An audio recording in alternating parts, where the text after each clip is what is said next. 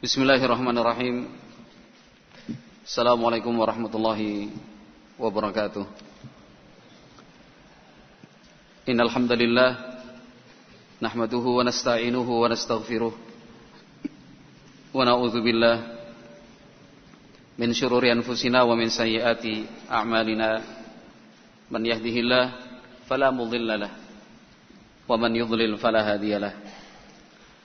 Asyhadu an la ilaha illallah wahdahu la syarika lah wa asyhadu anna Muhammadan abduhu wa rasuluh sallallahu alaihi wa ala alihi wa ashabihi wa man tabi'ahum bi ihsanin ila yaumiddin. Yaqulullahu azza wa jal fi kitabihil karim, ya ayyuhalladzina amanu ittaqullaha haqqa tuqatih wa la tamutunna illa wa antum muslimun. Wa yaqulu subhanahu, ya ayyuhalladzina amanu ittaqullaha wa qulu qawlan sadida yuslih lakum a'malakum wa yaghfir lakum dhunubakum wa man yuti'illaha wa rasulahu faqad faza fawzan 'azima. Fa inna asdaqal hadithi kitabullah wa khairal huda huda nabiyyina Muhammadin sallallahu alaihi wasallam wa syarrul umuri muhdatsatuha fa inna kulla muhdatsatin bid'ah wa kulla bid'atin dhalalah wa kulla dhalalatin finnar. Ikhwati fillah rahimani wa rahimakumullah.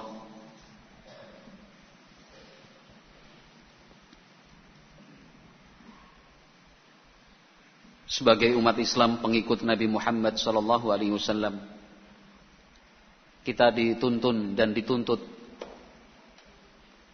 untuk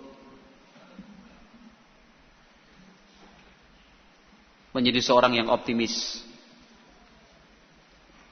memiliki himmatun aliyah, cita-cita yang tinggi, tekad yang kuat.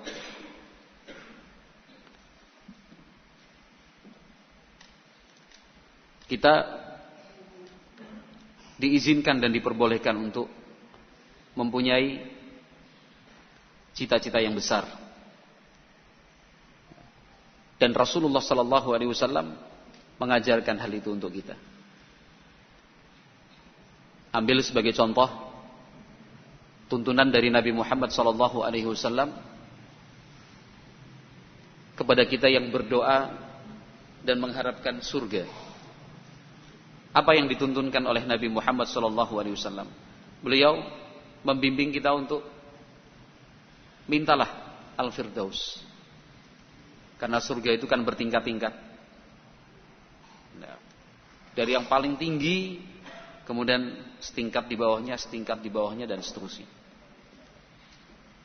Tempat yang paling tinggi itulah yang disebut dengan Jannatul Firdaus. Tempatnya para nabi, as-siddiqin wa syuhada was salihin.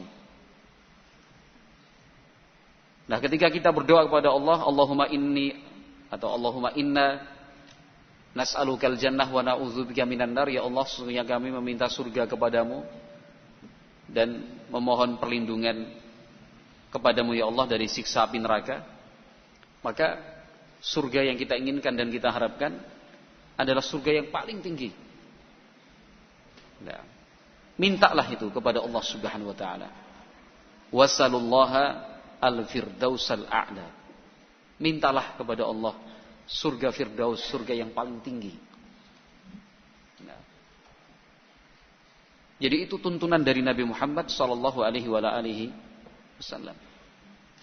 Nah, arahan-arahan dari beliau sallallahu alaihi wasallam untuk menjadi yang terbaik, yang terbagus.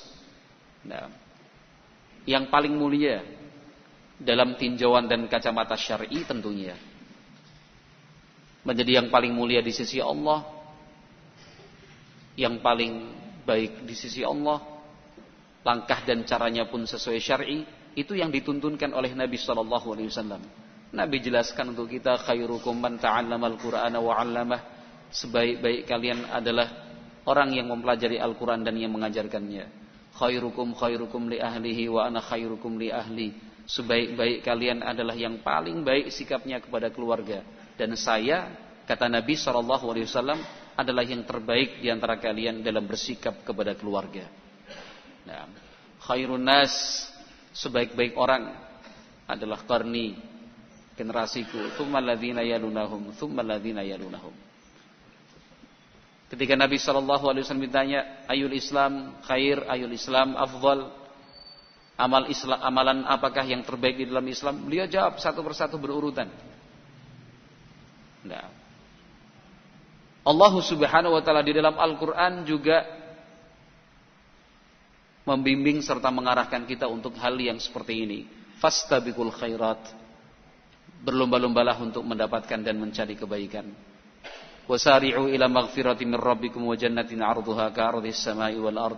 Bergegaslah kalian untuk mendapatkan surga dan maghfirah Allah yang luasnya seluas langit dan bumi. Wa fi dzalika falyatanafasil mutanafisun. Untuk mendapatkan hal itu semua hendaknya orang-orang berlomba-lomba. Nah, untuk mendapatkannya. Jadi kita memang dipacu al-musabaqatu ilal khair, berlomba-lomba dalam kebaikan, dan tentunya menjadi yang terbaik indaman indanas atau indallah. Al-jawabu indallahi bila syak. Nah, terbaik menurut siapa? Terbaik di sisi siapa? Terbaik di sisi Allah Subhanahu wa taala, bukan terbaik di sisi manusia, tapi dia rendah dan hina di sisi Allah Subhanahu wa taala. Nah. Ikhwati fillah rahimani wa rahimakumullah. Termasuk pada 10 hari yang terakhir bulan Ramadan seperti ini adalah hari-hari kita memperbanyak ibadah. Nah, selain puasa, qiyamul lail, membaca Al-Quran, tentu yang tidak kalah penting adalah doa. Nah, tidak kalah penting adalah doa. Doa adalah senjata bagi tiap mukmin. Doa adalah benteng. Nah, yang menjadi sebab kita terjaga dari sekian banyak keburukan. Doa yang kita panjatkan itu akan meninggikan derajat di sisi Allah Subhanahu wa taala. Doa yang kita tujukan kepada Allah Azza wa Jalla akan membuat kita dicintai Allah Jalla wa ala. Doa yang kita panjatkan adalah bukti tazallul kita di hadapan Allah. Bagaimana kita merendah, menghamba di hadapan Allah Subhanahu wa taala. Ibadah yang tidak ditinggalkan oleh para nabi dan para rasul sekalipun. Ibadah yang terus dianjurkan. Dan kita dituntut untuk selalu melaksanakannya dalam keseharian. Ibadah yang dikaitkan dengan puasa di bulan Ramadan, yaitu ibadah berdoa. Nah, dalam rangkaian ayat-ayat Allah Azza wa Jalla yang menerangkan tentang ibadah di bulan puasa Ramadan, nah, dari syahrul Ramadan alladzi unzila fihil Qur'an, ayat yang lain, ya ayyuhalladzina amanu kutiba alaikumus syiyam. Nah, dalam rangkaian ayat ini pada yang bagian terakhirnya Allah Subhanahu wa taala berfirman, wa idza sa'alaka 'ibadi 'anni fa inni qarib ujibu da'watad da'i idza da'ani falyastajibu li wa liyu'minu bi la'allahum yarshudun. Ayat ini menegaskan bahwa Allah Azza wa Jalla adalah zat yang maha dekat. Nah, ujibu da'watad da'i, akan aku kabulkan, kata Allah Azza wa Jalla. Niscaya aku penuhi permintaan hambaku. Idza da'ani, asalkan dia mau berdoa kepadaku. Nah, sebagian ulama menerangkan tentu ada keterkaitan. Kenapa ayat yang menjelaskan tentang pentingnya doa masuk dalam rangkaian ayat-ayat Ramadan? Salah satu hikmahnya, insyaallah, karena bulan Ramadan pun adalah bulan doa. Nah, ikhwati fillah rahimani wa rahimakumullah, ketika kita berdoa, mintalah yang terbaik. Mohonkanlah yang paling bagus di sisi Allah Subhanahu wa taala. Nah, tidak perlu berkecil hati. Tidak usah kita kurang percaya diri. Karena Allah itu Al-Ghaniyyu, zat yang maha kaya. Nah, la yu'jizuhu syai', tidak ada satu pun yang bisa membuatnya lemah. Allah itu maha kuat, maha mampu. Minta. Tidak usah malu. Semakin kita sering meminta, semakin banyak kita meminta, Allah Azza wa Jalla akan semakin cinta. Nah, Tetapi tentunya sebagai seorang hamba harus mengetahui kadar dirinya. Yang dia minta, yang dia pinta adalah kesenangan akhirat, bukan kelezatan dunia yang bersifat fana. Mintalah kebaikan-kebaikan akhirat. Nah, termasuk anak-anak kita. Barakallahu fikum. Termasuk anak-anak kita. Nah, marilah kita selalu berdoa kepada Allah Azza wa Jalla agar anak-anak kita menjadi anak-anak yang saleh dan salihah. Jangan kecil hati, ya Allah, sing penting anakku saleh. Yang penting anakku nurut bebas cukup ya Allah. Enggak, minta yang paling tinggi, yang paling bagus sekaligus. Nah, ya Allah, jadikanlah putraku seperti seorang Imam Ahmad bin Hanbal, seperti Imam Syafi'i, seperti Imam Malik. Berdoanya seperti itu. Dan insya Allah termasuk nama yang jangan kita lupakan dalam doa adalah nama Syekhul Islam Ibnu Taimiyah rahimahullahu ta'ala. Berdoalah, ya Allah, jadikanlah putraku seperti Syekhul Islam Ibnu Taimiyah. Apa iya ya? Tadi di depan udah dikasih tahu jangan kecil hati. Sudah dikasih mukadimah, kata pengantar. Dalam Islam itu kita dituntut untuk meminta yang terbaik kok. Apa iya ya? Orang ngebayangna lho putra anakku dari Syekhul Islam Ibnu Taimiyah ya kepriben jalan kan. Apa orang ngisi-ngisini waris gitu. Bapaknya kayak gini masa anaknya Syekhul Islam. Nah, Allah Maha Kaya. Allah Subhanahu wa taala Maha Kaya. Allah itu Maha mengabulkan doa. Kenapa tidak? Seperti Syekhul Islam Ibnu Taimiyah rahimahullahu taala. Kenapa? Dalam kondisi dan situasi keumatan seperti sekarang ini, baik secara skala nasional maupun skala dunia, nah, mengingatkan kita dengan kondisi keumatan di zaman Syekhul Islam Ibnu Taimiyah rahimahullahu taala. Ada banyak kemiripan kondisi sekarang ini dengan kondisi di zaman Syekhul Islam Ibnu Taimiyah rahimahullahu taala. Nah, kalau misalkan di zaman dulu pada abad yang ke-7 sampai 8 Hijriyah bangkitlah Syekhul Islam Ibnu Taimiyah dengan taufik dan hidayah dari Allah Azza wa Jalla, nah, untuk membangun kembali dari reruntuhan kejayaan Islam. Nah, karena kondisi keumatan saat itu sungguh-sungguh sangat memprihatinkan dan menyedihkan sekali. Nah, tapi Allah Azza wa Jalla telah memilih Syekhul Islam Ibnu Taimiyah rahimahullah sebagai satu dari bagian besar, nah, kebangkitan umat Islam di zaman itu. Maka kita berharap, nah, di tengah keterpurukan umat ada dari anak-anak kita yang bisa membangun kembali kejayaan umat seperti yang telah dilakukan Syekhul Islam Ibnu Taimiyah rahimahullahu taala. Di zaman Syekhul Islam Ibnu Taimiyah rahimahullahu taala, kondisi sosial kemasyarakatan, politik dan pemerintahan, internal umat Islam dan eksternalnya, itu sangat-sangat menyedihkan sekali. Pasukan salib dari arah timur di zaman Syekhul Islam Ibnu Taimiyah rahimahullah adalah fase keempat dari sejarah panjang perang salib. Nah, mereka yang terus mengarahkan kekuatannya menuju barat, daerah-daerah kaum muslimin. Dari arah barat menuju timur, pasukan Tatar. Sejak Syekhul Islam Ibnu Taimiyah rahimahullahu taala masih kecil, itu pasukan Tatar sudah mulai masuk. Kalau kita sebutnya sekarang Mongol, kan itu. Orang-orang Mongol, Tatar masuk. Hingga mengakibatkan Syekhul Islam Ibnu Taimiyah harus ikut keluarganya untuk pindah, migrasi demi menyelamatkan diri. Itu kondisi sangat memprihatinkan sekali. Jadi suasana kacau, rusuh, susah untuk mencari ketenangan. Belum di internalnya umat Islam, berbagai macam kelompok dan firqah sesat.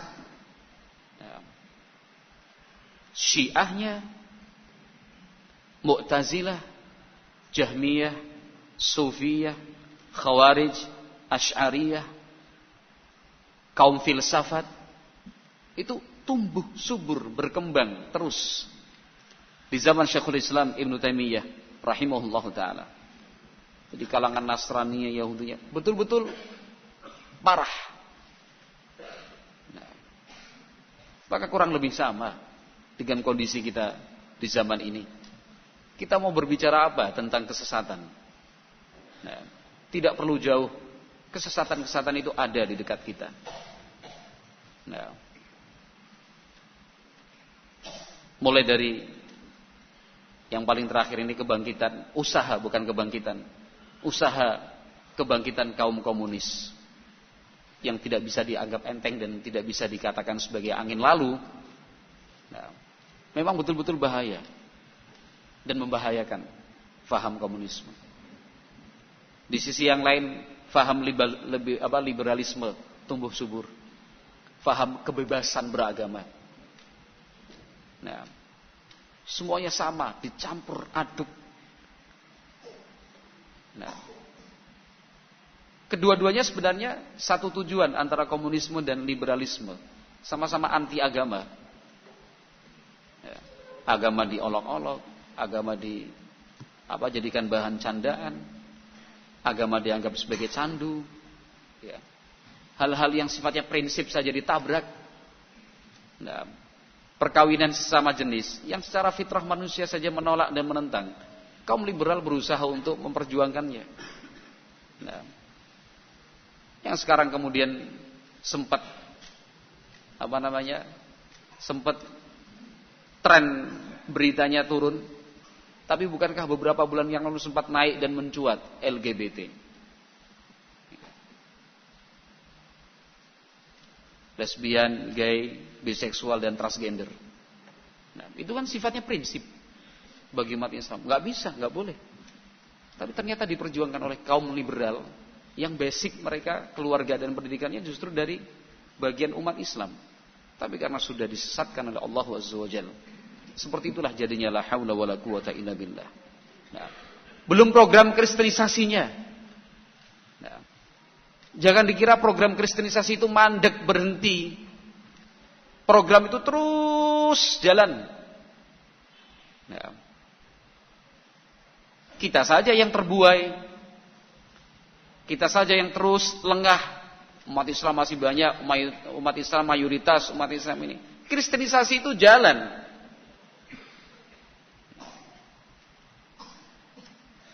Kita sekarang tidak menyaksikan, tapi di tempat-tempat terpencil, di atas gunung dan perbukitan, di balik lautan dan di balik pulau, di tengah-tengah pedalaman hutan, kaum misionaris jalan terus. Mereka tidak berhenti. Yahudi. Nah, apakah pernah kaum Yahudi berhenti untuk menyebarluaskan pengaruhnya? Tidak. Nah, kita di Indonesia sempat naik turun isu itu, naik turun, panas dingin isunya. Akan mendirikan kantor bilateral di Israel. Ada sebagian pihak yang terus mendorong untuk mengadakan hubungan bilateral antara dua negara, Indonesia dan Israel. Yang sejak zaman dahulu Indonesia tidak pernah.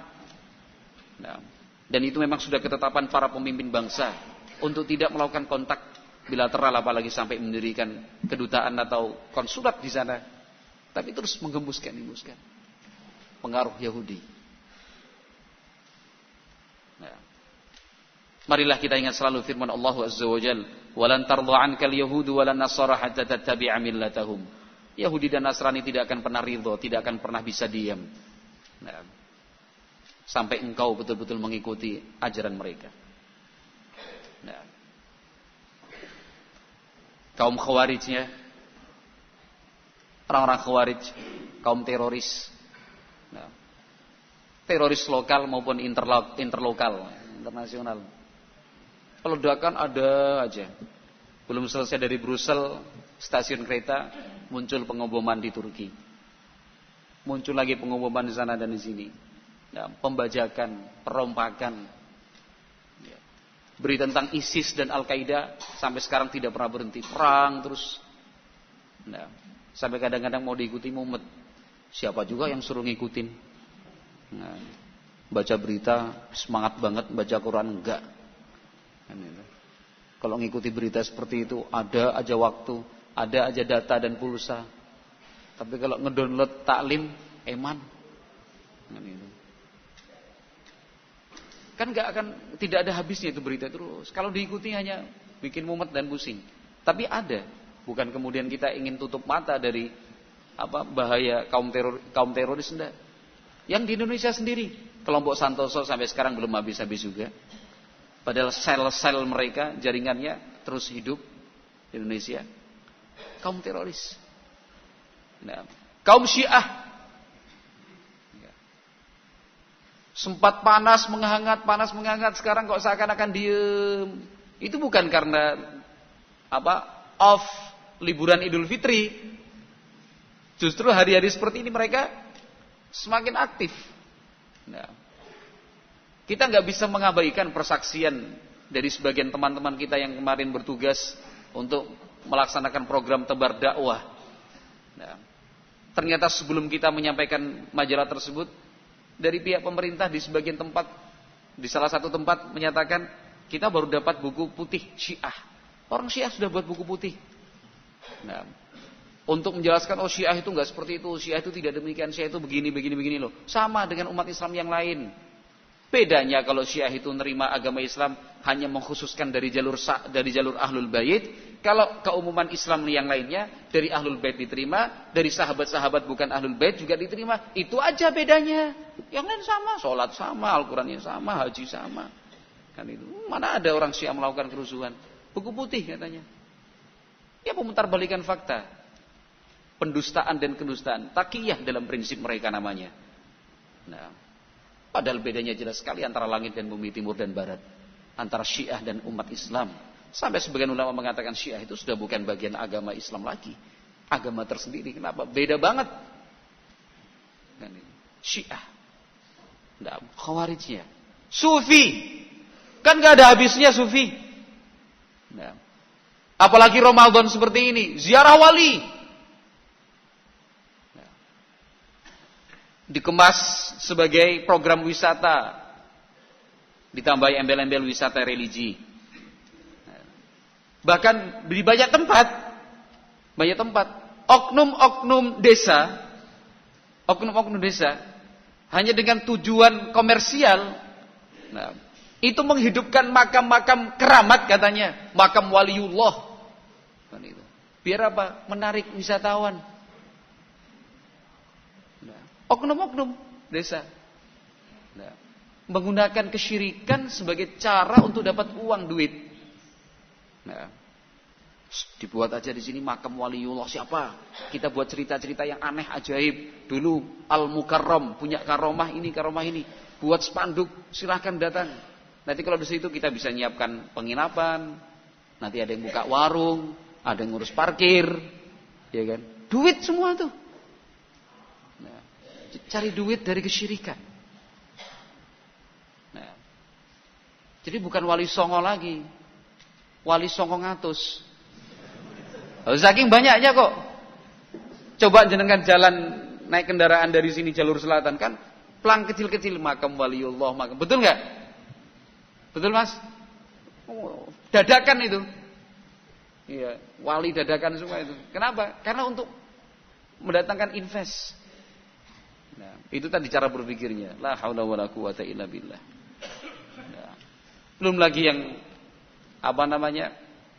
kaum harakahnya, ikhwan musliminnya, jamaah tablignya, LDII-nya, MTA-nya. Wah, banyak sekali.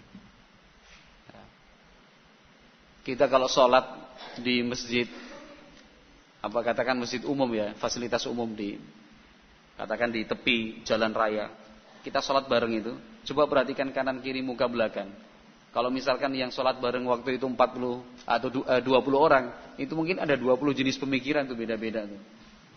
Kan gitu. Pas ngumpul bareng, Bapak dari mana kok? Singgoten gitu. Dari mana sih? LDI. Misalnya pakai sorban gulung-gulung panjang, tablik jelas gitu.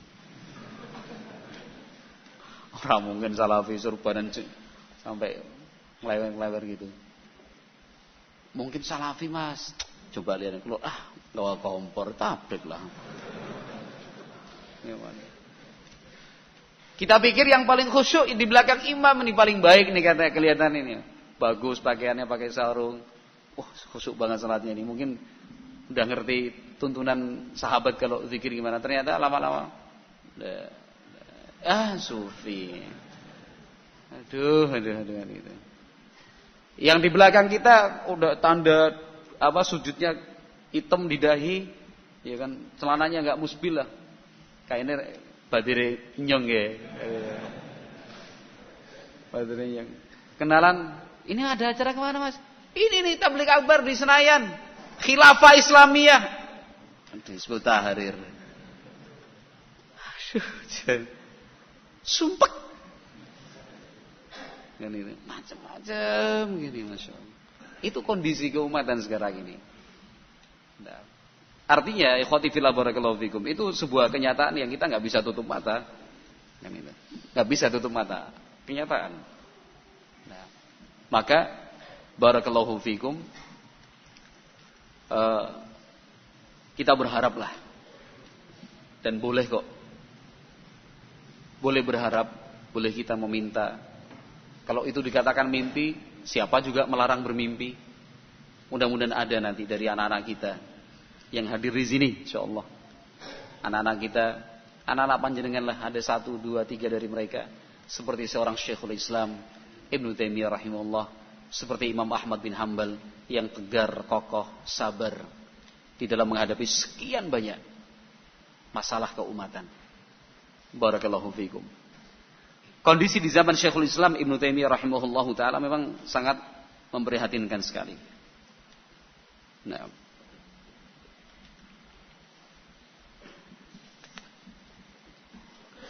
perhatian beliau begitu besar.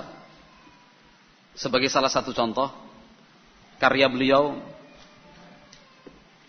yang cukup besar dan tebal, kalau sekarang ya 4 jilid. 4 jilid besar. Kitab itu beliau beri judul Minhajus Sunnah An-Nabawiyah fi Naqdi Kalam Syi'atil Qadariyah. Karya ini beliau tulis untuk meluluh lantakkan faham dan pemikiran Syiah Qadariyah. Nah, karya 4 jilid yang mempreteli satu persatu itu faham dan keyakinan Syiah, satu. Bahkan orang Syiah sendiri pun faham, wawasan dia tentang faham Syiah masih kalah dengan wawasan Syekhul Islam Ibnu Taimiyah rahimahullahu taala. Itu kan dipersaksikan oleh para ulama. Syekhul Islam sekalipun tidak pernah kalah debat, kalah diskusi, sekalipun enggak pernah. Kenapa? Materi betul-betul dikuasai. Kalau beliau membahas tentang Syiah, orang Syiah aja kaget-kaget, masa gitu Syiah? Masa gitu Syiah? Orang Syiah nih. Kan ini. Kalau zaman sekarang kan enggak. Ketika ada seorang ustadz, seorang dai menjelaskan Syiah itu sesat karena faktor ini. Apa iya Syiah kayak gitu? Dia memang bukan Syiah, tapi enggak percaya Syiah seperti itu. Namun kondisi Syekhul Islam Ibnu Taimiyah berbeda 180 derajat. Kalau Syekhul Islam Ibnu Taimiyah menjelaskan tentang kesesatan Syiah, orang Syiahnya yang kaget-kaget. Masa Syiah kayak gitu? Nah, kenapa? Wawasan beliau luas. Nah, sehingga mudah untuk menjelaskan ini salah, ini sesat karena begini, ini begini. Tokohnya bilang gini, tokoh kalian mengatakan begini. Dalam kitab kalian seperti ini, halaman sekian, begini katanya. Dalil kalian kan begini, mestinya begini. Gedek-gedek orang Syiah. Nah, orang Sufi juga seperti itu. Ketika beliau mendebat orang Sufi geleng-geleng aja. Kan itu. Masa kayak gitu? Iya, pembesar kalian yang bilang kayak gitu. Iya. Kitab 4 jilid Minhajus Sunnatin Nabawiyah fi naqdi kalam Syi'atil Qadariyah. Nah, kalau kita kaitkan dengan pembukaan tadi, ayolah kita berharap optimis gitu. Punya cita-cita yang besar terkait dengan masa depan anak-anak kita. Nah, kalau misalkan kita punya anak-anak, barakallahu fikum, anak-anak salafiyin di total yang jumlahnya sudah ribuan bahkan belasan ribu ini, jangan dianggap kecil jumlah salafiyin. Nah, kalau misalkan mau didata dan disensus dari Aceh sampai Papua, tingkat kelahiran di kalangan salafiyin itu hitungannya bukan sebulan sekali udah. Berani nawar berapa? Seminggu sekali berani nawar? Dari Aceh sampai Papua loh Mas. Bukan di Banyumas dan Cilacapan komping apak ini, bukan. Tapi dari ujung dari Aceh sampai ke Papua. Berani nawar berapa? Titik-titik sekali. Isilah titik-titik berikut ini dengan baik dan benar.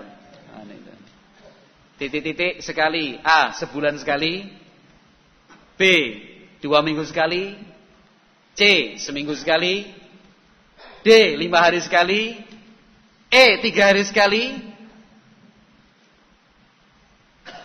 F, sehari sekali. Milih yang mana Mas? Kira-kira Bela. Dari Aceh sampai Papua. Kalau saya berani sehari sekali. Saya berani sehari sekali. Ada yang nggak berani? Sehari sekali. Kalau misalkan ini pendekatannya mudah banget. Setahun berapa hari? Ya pasti tahu jawabannya lah. Ustaz Mukhtar Anabela takon. Ya setahun kan 365 hari Masehi. Kira-kira dalam 1 tahun itu seluruh salafi dari Aceh sampai Papua ada enggak jumlah kelahiran sampai 365 bayi? Itu pendekatannya sederhana banget seperti itu. Pak Abdul Aziz ada enggak? 365 bayi ada enggak? Wow. Kok terpana? Saya cuma ingin pendekatannya sederhana banget. Tapi saya yakin kalau cuma 365 anak dalam 1 tahun di kalangan salafin, anak lah, masa orang anak lah jan. Kebangetan banget lah. Apa maning sing bojone loro, bojone telu siji ya. Kan gitu ya. Itu Pak Darmanto bener gak? Jadi setiap hari ada aja yang lahiran tuh. Kan gitu. Anak-anak kita jumlahnya banyak. Jadi kalau misalkan 365 itu paling mudahnya setahun 365. Kalau sudah 10 tahun berapa itu? Ya kali 10 kan ya. 365 kali 10 3.650. 3.650. Banyaklah anak-anak salafi itu. Sampai pondok di mana-mana kewalahan.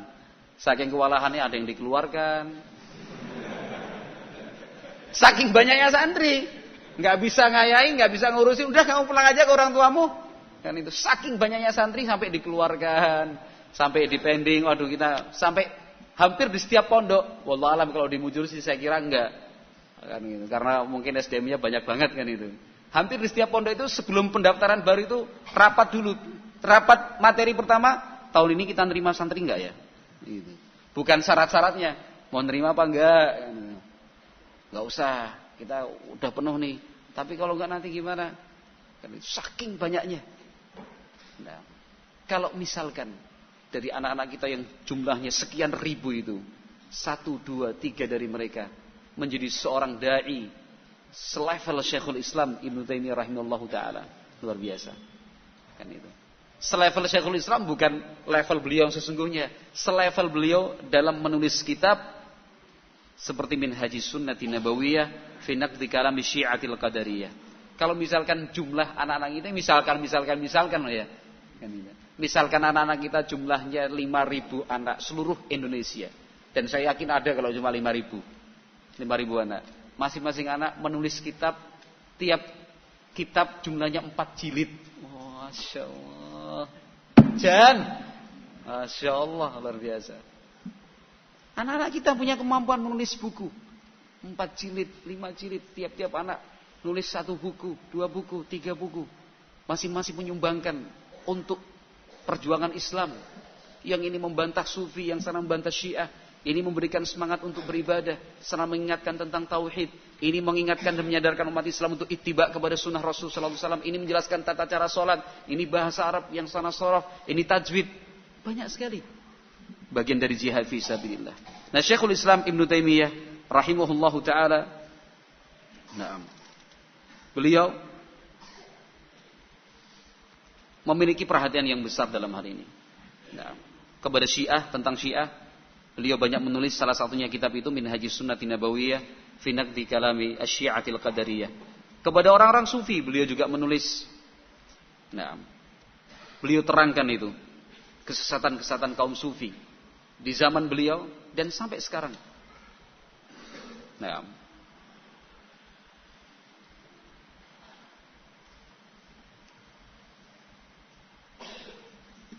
Yang tentunya itu berakibat karena siapapun yang menyampaikan al-haq kemudian membela al-haq, membantah kebatilan, pasti musuh-musuhnya banyak. Nah, siapapun yang ingin menelusuri jejak kehidupan seperti yang telah ditempuh oleh para nabi dan para rasul alaihi wassalatu wassalam, pasti akan mengalami seperti yang dialami oleh para nabi dan para rasul alaihi wassalatu wassalam, dibenci, dimusuhi. Nah, setiap kelompok-kelompok yang diterangkan Syekhul Islam Ibnu Taimiyah kesesatannya, mereka teriak-teriak.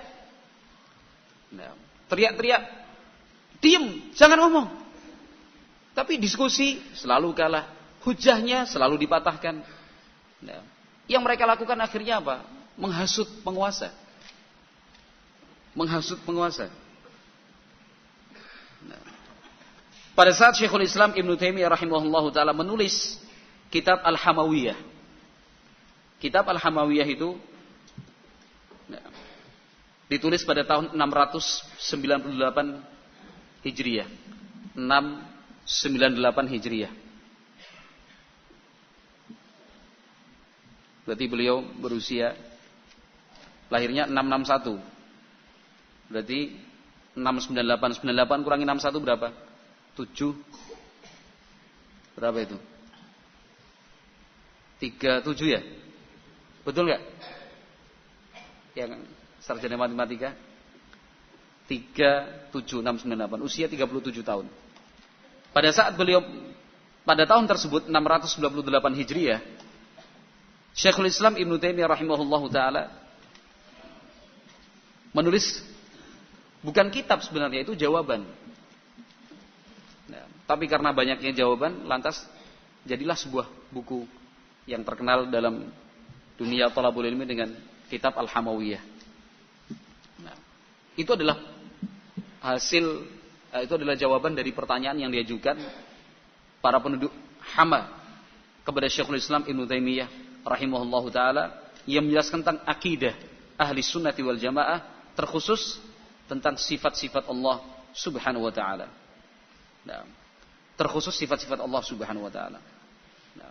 Nah, di dalam kitab Al-Hamawiyah, Syekhul Islam Ibnu Taimiyah rahimahullahu ta'ala menjelaskan tentang kesesatan ahli filsafat, para pengikut faham-faham Hinduisme. Syekhul Islam Ibnu Taimiyah rahimahullahu ta'ala menerangkan tentang kesesatan faham-faham Yunani, kaum Majusi musyrikin, kesesatan kaum Yahudi Nasrani dan yang semisal mereka. Itu dalam kitab Al-Hamawiyah. Betul-betul dihabisi oleh Syekhul Islam Ibnu Taimiyah rahimahullahu taala. Sampai kemudian orang-orang yang merasa dirugikan dengan tulisan Syekhul Islam Ibnu Taimiyah rahimahullah, lalu menyebarluaskan, menghembuskan isu-isu yang tidak benar tentang Syekhul Islam Ibnu Taimiyah rahimahullahu taala. Tapi ternyata tidak pengaruh. Sampai kemudian yang mereka lakukan adalah menghasut seorang qadhi bernama Jalaluddin Al-Hanafi, yang memang waktu itu Al-Qadhi ini juga berpemahaman Asy'ari Maturidi. Sang qadhi kemudian mengirim surat untuk memanggil Syekhul Islam Ibnu Taimiyah rahimahullahu taala. Nah, Syekhul Islam dipanggil melalui surat untuk menghadiri majelis qadha dan yang lainnya. Tetapi Syekhul Islam Ibnu Taimiyah rahimahullahu taala membalas isi surat itu dengan innal aqaida amruha laysat ilaik wa innas sultana innama wallaka litahkuma bainan nas wa inna inkaral munkarati laysa mimma yahtassu bihil qadhi wahdah. Nah, Syekhul Islam Ibnu Taimiyah rahimahullahu taala menolak. Apa karena beliau tidak taat dan tidak patuh kepada penguasa? Bukan. Karena beliau memiliki alasan, kata Syekhul Islam, sungguh akidah itu bukan urusanmu. Sultan itu raja, khalifah, mengangkatmu sebagai qadhi untuk menunaikan tugas menghukumi, mengadili. Kalau misalkan di antara masyarakat dan warga ada pertikaian dan permasalahan, itu tugasmu. Tapi kalau urusan mengingkari kemungkaran terkait dengan akidah, itu mohon maaf, itu bukan tugas Anda. Dan itu kan alasan sebuah jawaban yang beralasan. Rahimahullahu taala. Nah, ini Syekhul Islam Ibnu Taimiyah rahimahullahu taala. Nah, sampai kemudian akhirnya pada hari Jumat di suatu hari, qadhi tersebut Jalaluddin Al-Hanafi dan beberapa ulama di kalangan mereka mengajak diskusi Syekhul Islam Ibnu Taimiyah rahimahullahu taala.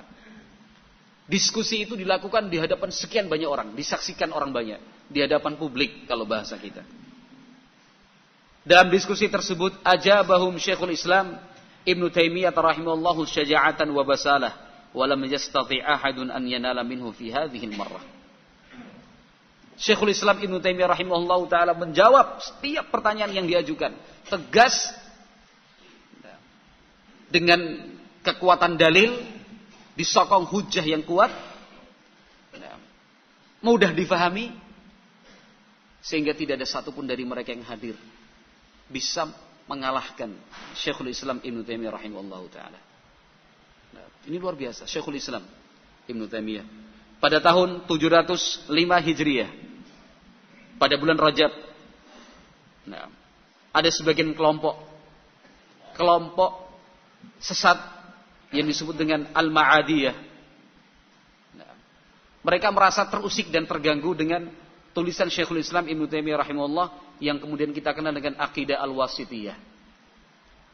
Ada orang-orang yang datang dari negeri Wasit, daerah Irak, menemui Syekhul Islam Ibnu Taimiyah, meminta beliau untuk menulis tentang akidah Ahlussunnah wal Jamaah secara ringkas, guna dijelaskan kepada penduduk Wasit. Beliau tulis antara asar dan maghrib atau maghrib sampai isya, cepat sekali. Yang kemudian dipelajari oleh kita akidah Wasitiyah. Di dalam kitab akidah Wasitiyah, Syekhul Islam Ibnu Taimiyah rahimahullah menjelaskan tentang madhab salaf di dalam permasalahan sifat-sifat Allah Subhanahu wa taala. Beliau bantah mereka yang mengingkari sifat-sifat Allah Subhanahu wa taala. Nah, tulisan Syekhul Islam dalam akidah Wasitiyah ini membuat mereka marah, emosi. Sampai mereka laporkan kepada khalifah, sultan. Nanti ke depan kita istilahkan dengan sultan, karena memang seperti itu di zaman Syekhul Islam, pemimpin yang tertinggi disebut dengan sultan, berkedudukan di Mesir. Syekhul Islam di Syam, di negeri Syam. Di zaman beliau, kedudukan tertinggi itu di Mesir dipegang oleh seorang sultan. Mereka lapor kepada sultan.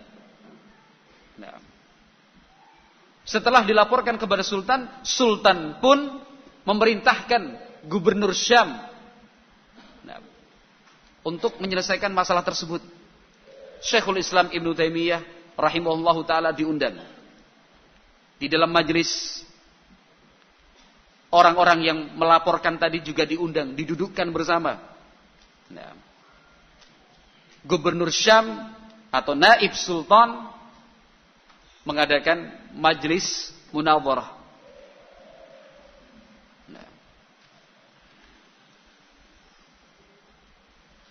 Diskusi kemudian berlangsung. Syekhul Islam Ibnu Taimiyah rahimahullahu taala ditanya. Yang bertanya langsung Gubernur Syam, akidahmu apa? Mulailah Syekhul Islam menjelaskan. Tetapi setiap kali Syekhul Islam Ibnu Taimiyah rahimahullahu taala menjelaskan dan berbicara, orang-orang tadi, para pengingkar sifat-sifat Allah Azza wa Jalla, selalu memutus pembicaraan Syekhul Islam karena mereka takut Syekhul Islam itu orangnya fasih. Nah, mempunyai kemampuan untuk memahamkan dan menjelaskan kepada orang lain. Nah, terus begitu mau bicara, sebentar diputus, takut mereka. Mereka yakin seandainya Syekhul Islam Ibnu Taimiyah rahimahullahu taala diberi kesempatan bicara dari A sampai Z, tentunya penguasa, sultan, gubernur dan menterinya pasti akan tertarik dan mendukung Syekhul Islam Ibnu Taimiyah rahimahullahu taala. Sampai kemudian Syekhul Islam Ibnu Taimiyah rahimahullahu taala menyatakan kepada gubernur Syam, "Lau anna Yahudiyan talaba minas sultanil insafa lawajaba alaihi an yunsifahu wa ana qad a'fu an haqqi wa qad la a'fu bal qad atlubul insafa minhu wa an yahdhura haula'i alladhina yakdzibuna alayya liyuhakimu ala iftirahim." Terus begitu. Artinya Syekhul Islam Ibnu Taimiyah rahimahullah meminta kebijakan dari gubernur Syam. Nah, untuk betul-betul barakallahu fikum bersikap adil, insaf dan yang lainnya. Dan di akhir majlis tetap Syekhul Islam Ibnu Taimiyah rahimahullah taala yang ditolong oleh Allah Subhanahu wa taala. Itu bukan perkara yang mudah. Nah, kalau kita gambarkan sekarang ini misalkan bupati atau gubernur ya, meminta kita untuk melakukan audensi dari ahlu sunnah, yang di sana ahlul bid'ah. Insyaallah. Ilmu kita yang nggak cukup, mentalnya juga keder, takut, ntar pulang dibunuh, kan gitu. Segan sama penguasa. Syekhul Islam di depan penguasa, karena memang diberi kesempatan. Jawab, terangkan, jelaskan. Itu Syekhul Islam Ibnu Taimiyah rahimahullahu taala. Pada tahun yang sama, kelompok Ahmadiyah namanya. Bukan Ahmadiyah yang Lahore itu, bukan. Kelompok Ahmadiyah ada lagi di zaman Syekhul Islam Ibnu Taimiyah. Kelompok sesat lah. Kalau mau diterangkan satu persatu, saya kira waktunya nggak cukup. Ini secara gambaran umum aja.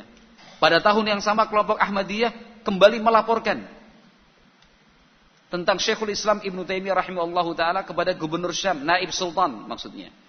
Nah, mereka menuntut Syekhul Islam Ibnu Taimiyah rahimahullah melalui penguasa agar diam. Jangan membicarakan tentang kelompok Ahmadiyah.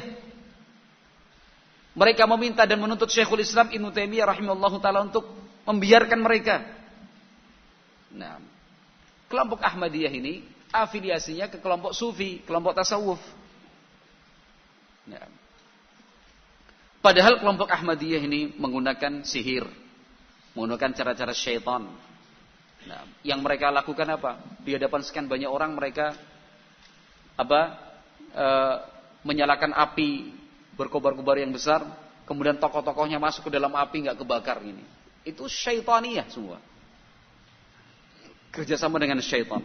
Nah, Syekhul Islam Ibnu Taimiyah rahimahullah taala bicara keras tentang mereka, diingkari oleh Syekhul Islam Ibnu Taimiyah. Nah, karena mereka yakin tidak mungkin melawan Syekhul Islam secara dalil, hujjah, tidak mungkin. Yang mereka lakukan apa? Menghasut. Disampaikan kepada sultan dan naibnya bahwasanya Syekhul Islam Ibnu Taimiyah membuat keresahan di masyarakat. Kan gitu.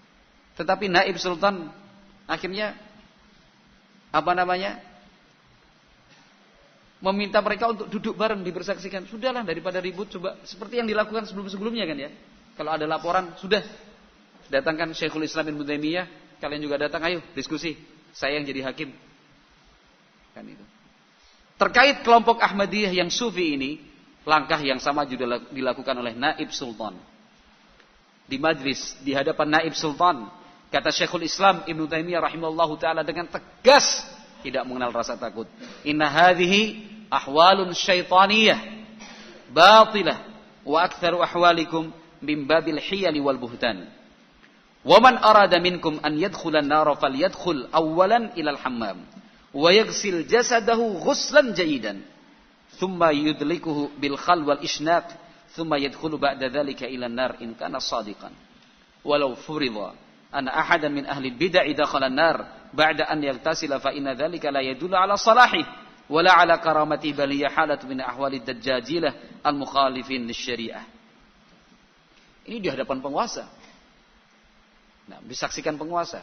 Syekhul Islam Ibnu Taimiyah rahimahullahu taala dihadapkan dengan orang-orang sufi yang punya kemampuan kebal api, kebal senjata tajam, macam-macam itu. Ya. Para pengguna sihir dan penghamba syaitan. Kata Syekhul Islam Ibnu Taimiyah di majelis itu, sungguh yang kalian lakukan ini semuanya dari syaitan, batil. Wow, zaman sekarang ada yang berani seperti itu? Tapi saya nggak meminta jenengan untuk melakukan hal yang sama loh ya. Nanti tiba-tiba saya pulang, ada rusuh, kenapa? Ada ikhwan di kampungnya ngomong kayak gitu. Syaitan semua ini. Aduh, coba. Gitu. Jenengan bukan seperti Syekhul Islam Ibnu Taimiyah. Nah, yang kalian lakukan itu cuma kepalsuan, bohong, tipu-tipu, kata Syekhul Islam Ibnu Taimiyah. Coba sekarang, saya tantang kalian untuk masuk ke dalam api. Tapi sebelum masuk ke dalam api, mandi dulu. Masuk hammam. Hammam itu semacam kolam renang. Masuk, mandi sebersih-bersihnya.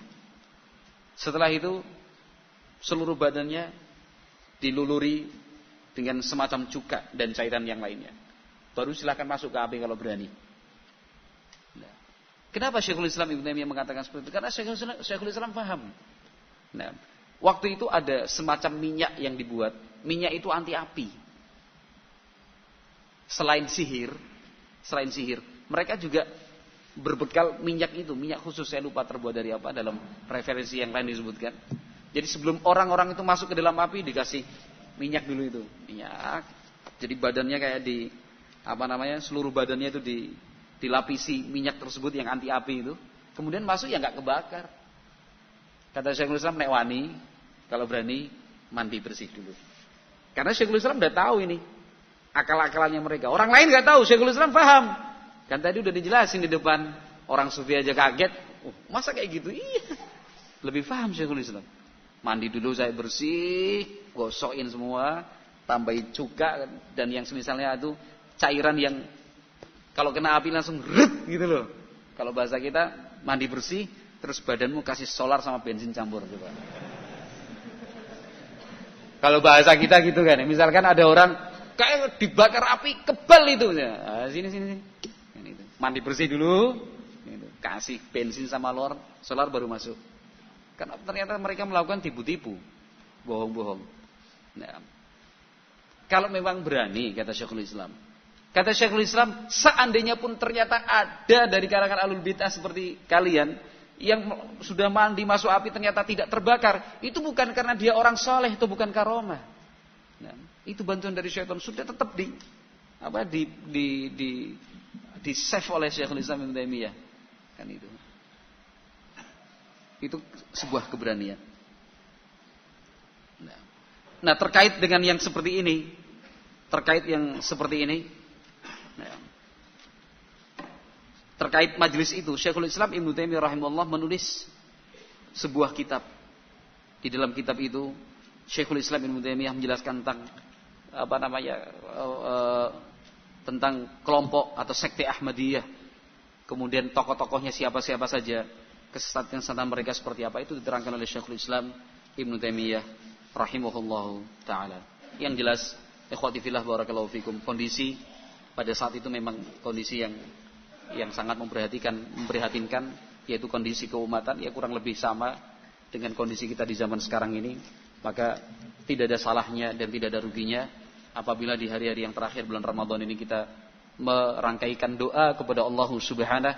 Mudah-mudahan anak-anak kita ada dari mereka yang mempunyai kemampuan, mempunyai skill, level ya, seperti Syekhul Islam Ibnu Taimiyah rahimahullahu taala.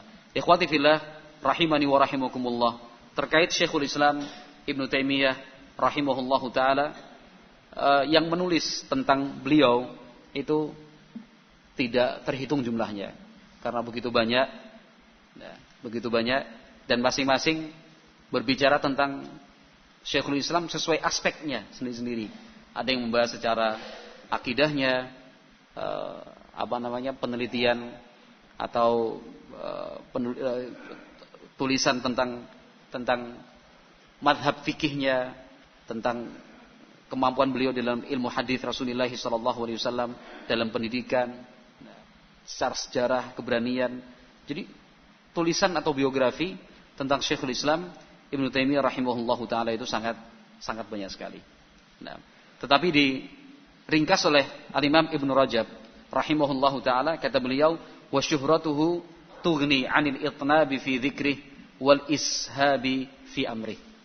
Nah, popularitas beliau dan keterkenalan beliau itu sebenarnya sudah cukup, sehingga kita tidak perlu panjang bercerita tentang beliau, tidak perlu dalam kita menjelaskan tentang Syekhul Islam, sudah terlalu terkenal orangnya. Nah, orang kafir saja menghargai Syekhul Islam Ibnu Taimiyah. Nah, menghargai, mengakui kehebatan Syekhul Islam Ibnu Taimiyah rahimahullahu taala. Orang kafir. Secara khusus kalau kita sebut orang-orang Eropa di zaman itu, mereka yang mengerti sejarah dan bersikap adil pasti merasa berhutang budi kepada Syekhul Islam Ibnu Taimiyah rahimahullah taala. Orang-orang Eropa. Karena dalam salah satu tinjauan sejarah, tentara-tentara Mongol, Tatar itu, mereka bergerak dari timur jauh ya. Dari daerah Asia jauh, Asia kecil, mereka bergerak ke arah Eropa. Nah, tapi kan kemudian terhenti. Pengaruh kaum Tatar, tentara Tatar, tidak nyebar sampai ke Eropa. Salah satu sebabnya adalah kegigihan dan keberanian Syekhul Islam Ibnu Taimiyah menghadang laju pasukan Tatar. Karena pasukan Tatar itu kan bukan setahun 2 tahun. Yang pertama kali kan dari sejak pemerintahan di kota Baghdad itu yang kemudian kita kenal dengan hancurnya kota Baghdad. Kan terus berlanjut itu, lanjut. Nah, sebagian ahli sejarah melihatnya dari situ. Nah, mereka, cara pandang mereka, seandainya Syekhul Islam Ibnu Taimiyah rahimahullahu taala tidak bangkit untuk memotivasi umat Islam guna menghadang laju pasukan Tatar, besar kemungkinannya pasukan Tatar dan Mongol itu sampai ke Eropa. Nah, ini membanjir loh pasukan Tatar itu, banyak sekali. Alhamdulillah, Syekhul Islam Ibnu Taimiyah rahimahullah taala. Adapun masalah nama, kita sudah cukup dengan menyebut beliau Syekhul Islam Ibnu Taimiyah rahimahullah taala. Nah, Ibnu Taimiyah kalau kita artikan harfiah kan putranya Taimiyah. Apakah betul ayahnya Taimiyah? Bukan. Ada beberapa versi. Versi yang pertama menyebutkan bahwasanya Taimiyah itu adalah seorang nenek buyutnya. Nenek buyut dari Syekhul Islam Ibnu Taimiyah. Nah, semasa hidupnya nenek buyut Syekhul Islam Ibnu Taimiyah dari pihak ayah, kakek ya,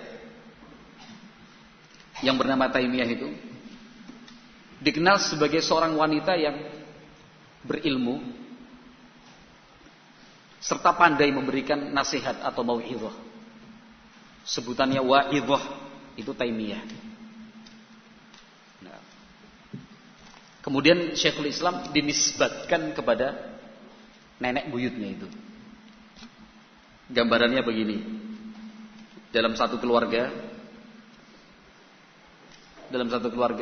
kan ada yang menonjol. Mungkin dari keluarga itu ada tokoh yang naik. Kan itu. Sehingga cucunya, cicitnya kan itu, dinisbatkan kepada siapa? Kakek buyutnya ini. Misalkan Kanjeng Raden Tumenggung Suryodilogo misalkan. Dalam keluarga itu yang terkenal ya KRT Suryodilogo itu. Kanjeng Raden Tumenggung Suryodilogo. Sak kampung ngerti, rumahnya Raden Temenggung sana, rumahnya yang sana, rumahnya yang sana. Terus turun temurun. Anaknya, cucunya, cicitnya kan udah pindah rumah. Orang kenalan, masnya apa namanya? Rumahnya mana sana? Bapaknya fulan. Oh, berarti cicitnya Raden Temenggung Suryodinoko. Iya, cicitnya Temenggung. Jadi enggak dinisbatkan ke bapaknya. Bapaknya kurang terkenal, kakeknya kurang terkenal. Yang terkenal adalah kakek buyutnya. Akhirnya dinisbatkanlah kepada kakek buyutnya. Bisa dipahami maksud saya ini? Kan gitu. Nah, Ibnu Taimiyah itu dinisbatkan kepada nenek buyutnya. Kenapa? Dalam keluarga Syekhul Islam Ibnu Taimiyah yang sangat terkenal dan paling dikenal adalah nenek buyutnya itu Taimiyah, namanya Ibnu Taimiyah. Nah, itu versi yang pertama. Kalau versi yang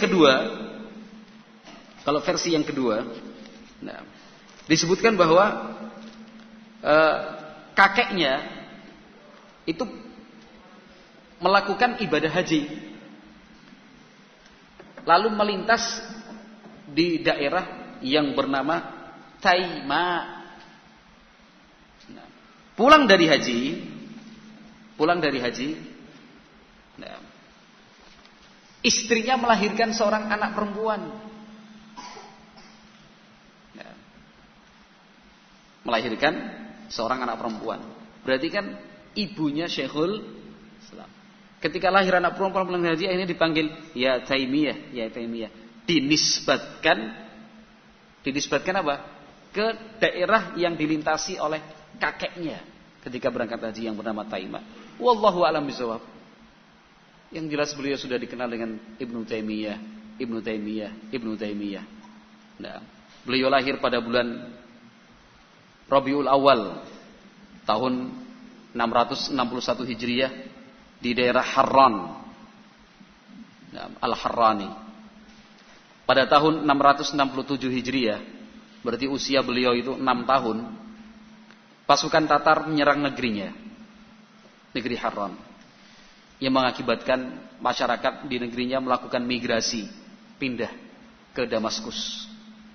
Nah, di sana di Damaskus, yang kita kenal dengan negeri Syam, Suriah dan sekitarnya itu, Syekhul Islam Ibnu Taimiyah bersama keluarganya menetap. Di sanalah Syekhul Islam Ibnu Taimiyah rahimahullahu taala belajar kepada para ulama negeri Syam. Nah, Imam Ahmad rahimahullah sejak kecil beliau sudah mendengar riwayat dari kitab Musnad milik Imam Ahmad bin Hanbal berkali-kali. Kutubus Sittah juga berkali-kali.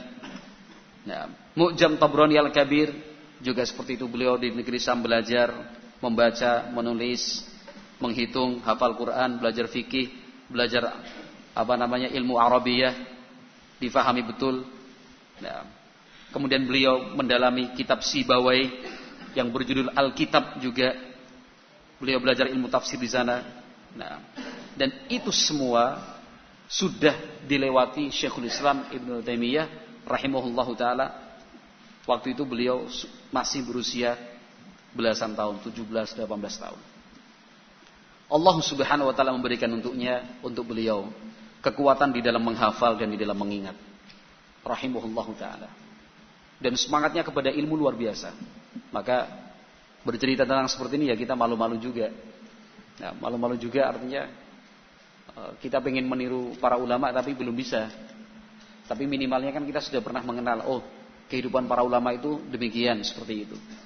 Disebutkan bahwa suatu hari, ini mohon maaf saya sendiri nggak bisa ngelakoni, mudah-mudahan jenengan bisa lah. Ini saya cuma cerita doang nih. Kalau menjalani saya nggak bisa, jujur aja, jangan terlalu berprasangka baik sama saya. Jadi ayahnya itu janjiin anak-anaknya besok plesir kalau bahasa kita, besok main-main, melakukan perjalanan senang-senang, wisata lah kalau bahasa kita sekarang. Dari pagi dijanjikan sampai sore. Pas mau berangkat Syekhul Islam membatalkan. Enggak, saya enggak berangkat, Pak. Kalau bahasa kita, Abi, saya enggak berangkat. Kenapa? Enggak, saya enggak berangkat aja. Saya di rumah aja. Akhirnya Syekhul Islam Ibnu Taimiyah tetap di rumah. Saudara-saudaranya berangkat, sore malam pulang. Bapaknya tanya, kamu dapat apa nggak ikut itu? Kata Syekhul Islam, sejak bapak pergi, kurang lebih seperti itu artinya, sampai pulang, saya sudah menghafal kitab Ar-Raudhah. Kitab Raudhah itu ya 100 halaman adalah. 100 halaman, berapa ratus halaman terkait tentang usul fikih. Nah, kitab Ar-Raudhah. Bapaknya, masa? Coba dihafalkan dari awal sampai akhir, nggak ada yang salah, nggak ada yang kurang. Makanya saya bilang saya nggak bisa ngelakoni. Kalau saya diajak plesir, oke. Nggak diajak aja saya minta. Kapan plesir ge? Kan gitu. Kalau jenengan kan bisa seperti itu. Saya nggak bisa. Jangan tiru saya yang seperti ini. Ustaz Mokhtar Bayora bisa kok loh. Yang jelek jangan ditiru. Apa jelek Ustaz? Ya kalau sampai menghabiskan waktu sampai kemudian meraih, bolos dan segala macam, iyalah. Kalau pas liburan sama keluarga ya monggo aja. Nah, itu Syekhul Islam Ibnu Taimiyah rahimahullahu taala. Jadi masih muda saja. Masih muda. Itu ilmunya sudah sangat luas sekali. Nah, Ibnu Abdul Hadi salah seorang muridnya mengatakan, "Qalla kitabun min fununil ilmi illa waqafa alaih, ka'anna Allah qad khassahu bi sur'atil hifdzi wa ibta'in nisyan. Lam yakun yaqifu ala syai'in aw yastami'u li syai'in ghaliban illa wa yabqa ala khatirih imma bi lafdhihi aw ma'nah. Wa kana al-ilmu ka'annahu qad ikhtalata bi lahmihi wa damihi wa sa'irih." Nah, kata salah seorang muridnya, hampir tiap disiplin ilmu ada buku beliau baca.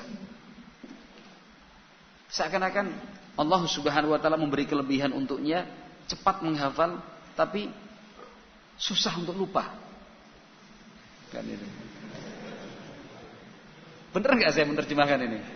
Cepat menghafal tapi susah lupa. Jadi kalau kita cepat hafal, cepat lupa kan ya? Atau susah hafal? Nah. Makanya anak-anaknya didoain, anak-anaknya. Doa orang tua itu luar biasa, doa orang tua itu. Doa orang tua luar biasa. Sampai dalam satu riwayat kan disebutkan apa namanya? Thalathul mustajabat, atau kama qala Nabi alaihi salatu wasalam. Ada 3 bentuk doa yang mustajab. Salah satunya apa? Doaul walidi li waladi. Doa orang tua untuk anaknya. Nah, tolonglah didoakan anak-anaknya. Jangan pelit. Mau ngamuk terserahlah. Sebisa mungkin tiap hari mendoakan kebaikan buat anaknya. Sebisa mungkin. Kemarin udah doain belum? Sudah? Belum? Oh, belum punya anak Ustaz? Oh iya. Tiap hari harus didoain anaknya. Habis tarawih itu, menjelang sahur, doain, ya Allah, mudah-mudahan anakku jadi saleh, saleha. Ya Allah, jadikan anakku menjadi seorang dai ilallah, pembela agamamu, pembela sunnah nabimu. Doain. Masa anaknya udah 21 tahun doain gak pernah. Doainnya kalau pas nakal aja. Mendoakan kebaikan untuk anak itu ya jangan nunggu anaknya berkasus. Saya udah doa Ustaz, sudah habis doa saya. Ada yang membahasakan seperti itu. Habis doa saya Ustaz, doakan kebaikan, doa anak saya biar tobat, doa biar anak saya biar soleh baik. Udah melas-melas gitu lah saya sambil agak terkekeh gitu. Jenengan doanya mulai kapan Pak? Dari anak bapak kecil atau pas anaknya sudah berkasus? Ya sejak berkasus lah ya itu telahnya dengan itu. Jadi harus ganti rugi. Kan gitu. Kalau misalkan putranya dengan sekarang 19 tahun nakal dan berkasusnya menurut panjenengan kan itu ya. Katakan dinilai nakal dari umur 17 tahun, jadi doanya kan baru 2 tahun. Kan itu. Ya selama 17 tahun enggak doa. Enggak Ustaz, lah ya. Berarti 17 tahun lagi doa. Kasarannya seperti itu. Jangan nunggu berkasus, jangan nunggu nyebelin. Mumpung anak kita masih baik-baik, soleh-soleh, mungin-mungin, lucu-lucu, doain ya Allah nih. Pegang kepalanya, cium pipinya. Barakallahu fik lu. Barakallahu fik le. Sudahkah seperti itu sehari-hari panjenengan? Gak usah dijawab. diamalna bae. Dijawab ora diamalna ya pada bae kan gitu ya. Orang tua minta istri juga seperti itu. Kadang kaku, kiku, apa iya sih? Kalau nggak dimulai terus kapan? Mulai dari kecil, pegang kepalanya. Barakallahu fik. Akan terus barakallahu fik. Yang solehah ya, yang solehah. Jangan pas nunggu anak nakal baru anak soleh. Kalau pas seperti itu baru anak soleh. Nah, memang benar caranya begitu. Kalau pas anak itu berbuat salah, anak itu nakal, anak itu nyebelin, ya kita manggilnya dengan kata-kata yang positif. Anak soleh, ya Allah anak soleh. Sini nak. Kan gitu ya. Kalau yang perempuan ya Allah solehah. Nih. Kan itu. Bukan dasar nakal, orang ngerti diatur ya, bukan. Tapi panggilan-panggilan positif. Tapi mohonlah sejak kecil didoakan. Luar biasa. Kekuatan doa, pengaruh dan efeknya dahsyat sekali. Nah, sampai disebutkan dalam Muqaddimah Fathul Bari oleh Al-Hafidz Ibnu Hajar rahimahullah, diterangkan bahwasanya dulu Imam Bukhari itu buta, mengalami kebutaan. Jadi kecil itu Imam Bukhari mengalami kebutaan. Tapi ibu kandungnya doa terus, enggak putus, enggak habis. Bukan udah habis Ustaz doa saya. Habis semangatnya kali. Kalau doanya kan enggak mungkin habis. Ibunya doa terus, doa. Subhanallah. Sembuh. Enggak pakai operasi, enggak pakai suntik, enggak pakai apa. Sembuh. Keajaiban doa. Nah, ya monggolah koreksi introspeksi kita selama ini bagaimana. Mestinya setiap waktu, setiap saat kita mendoakan kebaikan buat anak-anak kita. Waktu safar, ketika bangun sahur, ya, ketika turun hujan, antara azan dan iqamah, sedang puasa. Karena orang yang berpuasa itu kan doanya juga mustajab. Ketika berbuka juga seperti itu, mustajab. Manfaatkan, jangan lupa. Nah, seandainya ini yang kita minta dalam doa itu saja sudah cukup membahagiakan. Rabbana hab lana min azwajina wa dzurriyyatina qurrata a'yun waj'alna lil muttaqina imama. Lagi Rabbana hab lana min azwajina wa dzurriyyatina qurrata a'yun waj'alna lil muttaqina imama. Seandainya kita tidak punya rumah mewah, tidak punya kendaraan yang memadai, enggak punya tanah, tidak punya sawah, tapi kita punya istri yang solehah, anak soleh dan putri yang solehah, dunia itu sudah seperti milik kita. Kan itu. Dunia itu seperti milik kita. Tapi apalah arti harta yang kita kumpulkan, kita kerja dari pagi sampai siang, sampai malam bahkan lembur, ya. Sampai kemudian kita perhatian kepada anak-anak kurang, setelah besar kita baru nyesel, ya Allah, aku ora dianggap bapak karo anakku. Kenapa? Karena anak juga enggak menganggap dia sebagai anak. Kan itu. Bukan bapakku itu. Kenapa? Enggak pernah nyayang saya. Enggak pernah ngajak ngobrol saya. Kan ditinggal terus aja. Nanti kalau diingatkan Pak anaknya, "Lah aku ki nyambut gawe nggo anak." Sebagai tanda sayang sama anak. Anaknya cuma dengerin tok gini.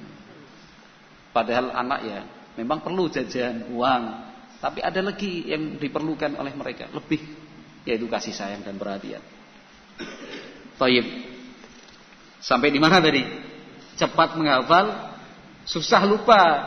Jadi untuk lupa tuh susah banget gitu. Itu Syekhul Islam Ibnu Taimiyah rahimahullahu taala.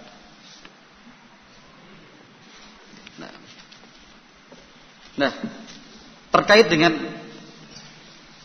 kondisi keumatan saat itu, nah, kita juga sudah mendengar tadi secara ringkas, nah, tentang kondisinya. Tetapi secara lebih secara lebih rinci lagi, di sana disebutkan bahwa kondisi keumatan kalau dilihat dari faktor eksternal itu ada 3 hal yang patut kita cermati. Yang pertama adalah ekspansi yang dilakukan oleh pasukan Tatar, orang-orang Mongol ke dunia Islam. Yang kedua adalah gerak laju pasukan salibis. Nah, juga menyerang kaum muslimin. Yang ketiga, pertikaian antara raja-raja kecil di dalam kekuasaan Islam. Karena waktu itu belum menyatu, masih ada raja daerah ini memisahkan diri daerah sana mereka sendiri. Perang sendiri antar sama kaum muslimin. Nah, Al-Imam Ibnul Athir rahimahullahu taala, seorang ahli sejarah, beliau menjelaskan rinci sekali. Kata beliau rahimahullah, laqad buliyal islamu wal muslimun fi hadhihi al-muddati bimasaib lam yubtala biha ahadun minal umam. Islam dan kaum muslimin pada zaman itu, pada abad ke-7 dan 8 Hijriah, ditimpa musibah besar yang belum pernah terjadi sebelumnya. Dan musibah itu bukan hanya satu. Kata Ibnul Athir, bukan kathir tapi Ibnul Athir. Kata beliau, minha haula'i Tatar.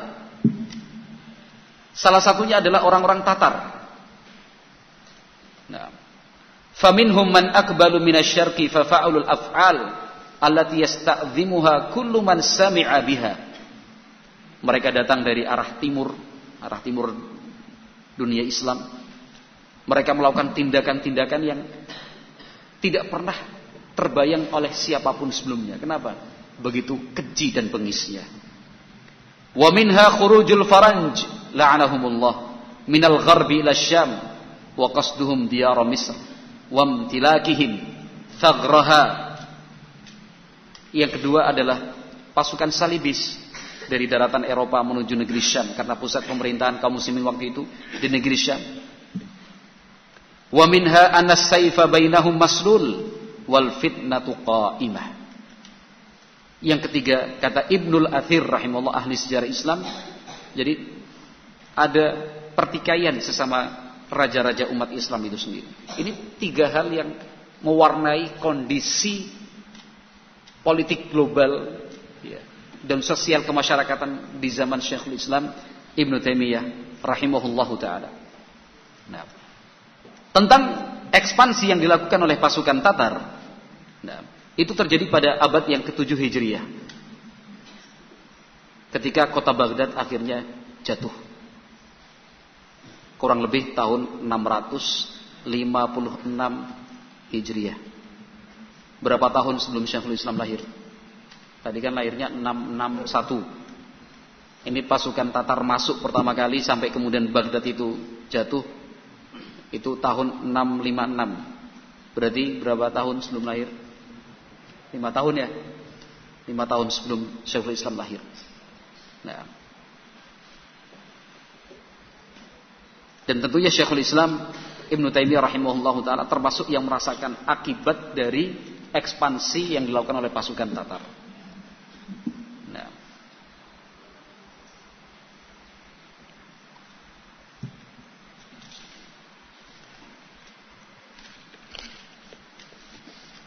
Kondisi umat Islam sendiri, budaya, kebiasaan, adat istiadat, sampai menyentuh pada praktek ibadah dan keagamaan, itu sudah campur baur. Nah, khalid min ajnasin mukhtalifah. Itu hasil perpaduan dari sekian banyak unsur. Nah, jadi pasukan Tatar yang datang masuk ke negeri Islam, mereka kan membawa adat istiadat sendiri. Itu mempengaruhi anak-anak muda kaum muslimin. Nah, terpengaruh. Kemudian pasukan salib juga mereka datang tentu juga membawa budaya. Nah, belum lagi dari orang-orang Nasrani, orang-orang Yahudi, nah, para penyembah kubur, penyembah patung, penyembah berhala. Nah, sehingga umat Islam memang kondisinya sangat menyedihkan. Kurang lebih sama dengan kondisi kita sekarang ini. Nah, kita pikir anak muda ini Kristen. Kenapa? Salib, kalungnya salib, gambarnya salib. Kita udah menyangka dia Kristen ini. Ternyata ketika adzan zuhur, masuk masjid sholat. Kok ono wong Kristen sholat ge? Kok bisa orang Kristen sholat? Kenapa kalungnya salib, kaosnya salib? Penasaran. Habis sholat kita deketin, ajak ngobrol. Muslim bae. Ternyata Muslim dia. Dia Muslim tapi nggak tahu, dia pengennya keren aja, pakai kalung salib, kaosnya salib dan betul-betul salib. Kita tanya, tahu nggak artinya yang dipasang sebagai kalung? Enggak, pengen ikut idolanya aja. Idolanya siapa? Backstreet Boys. Antum nggak tahu itu. Yakin nggak tahu lah kan itu. Kan itu. Backstreet Boys itu apa? Itu band luar negeri.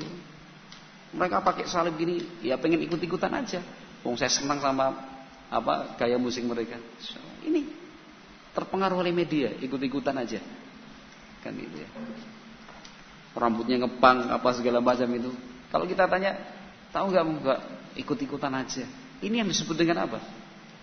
Kebiasaan atau budaya yang ada di tengah-tengah kaum muslimin sudah campur baur. Di zaman itu kita bisa membayangkan seperti di zaman kita. La haula wala quwata illa billah. Nah.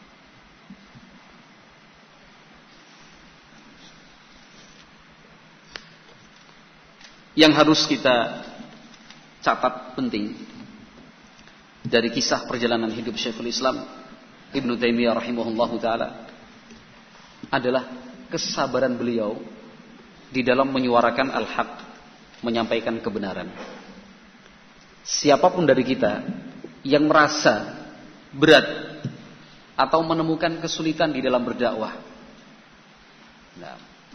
fahamilah bahwa itu belum seberapa jika dibandingkan dengan ujian yang pernah dialami oleh Syekhul Islam Ibnu Taimiyah rahimahullahu taala. Mungkin ada di antara kita yang mungkin ada di antara kita yang merasakan dibenci, dimusuhi, dikucilkan, dibully kalau zaman sekarang, ya kan? Ada di antara kita yang merasakan, tapi itu belum seberapa jika dibandingkan dengan Syekhul Islam Ibnu Taimiyah rahimahullahu taala. Kita yang terlibat dalam kegiatan dakwah, baik yang aktif maupun yang pasif, yang langsung maupun tidak langsung, sadarilah bahwa di dalam perjalanan dakwah ini ya ujian pasti akan selalu ada. Nah, Syekhul Islam Ibnu Taimiyah rahimahullahu taala itu umtuhina syaikhu marratun iddah bisababi nikayatil aqran wa hasadihim. Syekhul Islam Ibnu Taimiyah rahimahullahu taala itu berkali-kali. Kenapa? Karena hasad, iri, dengki dari kelompok-kelompok lain. Mereka tidak bisa untuk mengingkari, mereka tidak bisa ingkar bahwa Syekhul Islam Ibnu Taimiyah rahimahullahu taala dakwahnya bisa diterima oleh masyarakat luas.